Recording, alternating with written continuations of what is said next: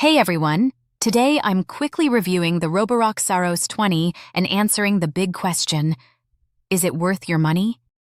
I've been testing it for a bit, and honestly, it's one of those robot vacuums that gets most things right.